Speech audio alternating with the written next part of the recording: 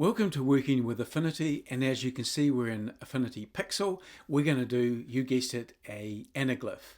Right, so I've got a layered file here which we can see by turning these on or off, and I've just made it up. I'm not going to worry about actually how it was made up at this stage, but I've flattened it, so I'm just going to go to the flattened version. Here it is, and now we're going to turn it from a flat image into an anaglyph. So how do you do that? Well, easiest way to do it in Affinity that I found anyway is I'm going to first of all just use the image here and I'm going to duplicate it. So it's just one layer, so you can just right click on there and we just want to duplicate that. Okay, so let's see, the top one I'll just call this red, and just to make it easy, the bottom one blue, which is going to be sort of blue-green. Okay, so blue, that will do. Okay, so let's go and just get the red with this one. So what do we do here? Now, all we've got is our adjustment layer just down the top. So I'm going to go to my red one and I'm going to come up here and I'm going to come down to Channel Mixer. Click on the Channel Mixer and great, we want red. This is our red one. And let's see if I'll come along to the green. No, don't want any of that. And I'll come along to the blue. And no, I don't want any of that. And look, see there, we've got our colors. Okay, so here's the channel mixer file up the top here.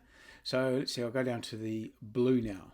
Okay, so I'm with the blue one, and what I can do with this is, in fact, I can just, so you can see what's going on, I'm going to drag this all the way to the top there, and I'm going to do the same thing again.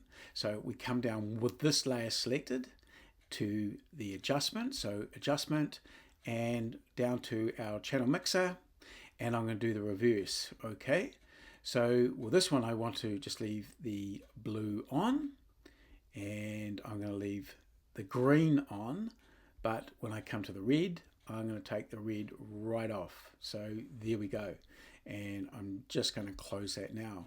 So to get this activated, in order to do what we want with it and combine it, I'm just going to drag this onto like so, and that's onto like so, and there we are, we've got them mixed up. Now of course they're not really working properly yet, so what we need to do is this really cool tool here, and it's just a deform tool.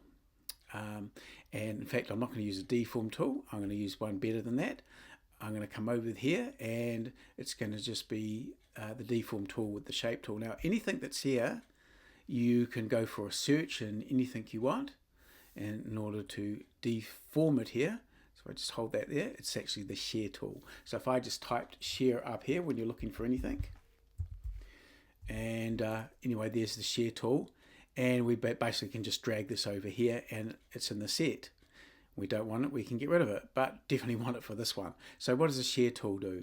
Well, I'll just close that now, and in the share tool, as soon as you click it on and off, you're going to get these things coming up, and I just choose the layer that I want to work with. So there it is, that layer, and I'm just going to move that and watch what happens there. If I just move that, it's actually just moving. Oh, make sure now that you just deselect that and just put it back on there so the whole layer is selected, and then we're just going to move it just a little bit. Okay, and we see how it's just deforming a little bit, and I might just do it down this one. See how I'm doing just the left and right? Okay, and then I'm going to come over to this one here, and I'm going to do it maybe the other way, and making sure you're on that, and take this down here and move that a little bit the other way, and just on there. Yep, and hold it. What's happening here? Well, we are actually seeing it, but I've actually deformed it a little bit too far, so make sure you turn that off. And it's just a little bit off skew, and I'm just doing the off skew just enough to make that work. So I'll turn this back on, and there we go. Okay, so with these selected, and I'll just click off on that, what we need to do is I'll just go apply and click them both back on, and so we can both see them by putting the eyes on.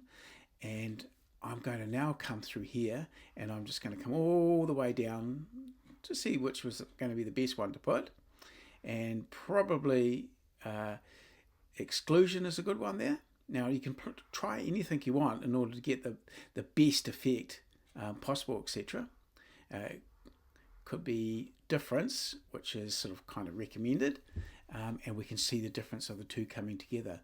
So now what you need to do is, I'll just get this out of the way, and you need to get these glasses and now have a look at it. And the fact that you put them a little bit off skew is going to give that effect and that 3D illusion. Now what you could do is even copy out the background and do that very slightly and do another layer, and just the cat, for example, the glasses, and exaggerate that more, because a slightly blurred background like we've got will give it a great effect. So get your glasses out and check it out. Thanks so much for watching.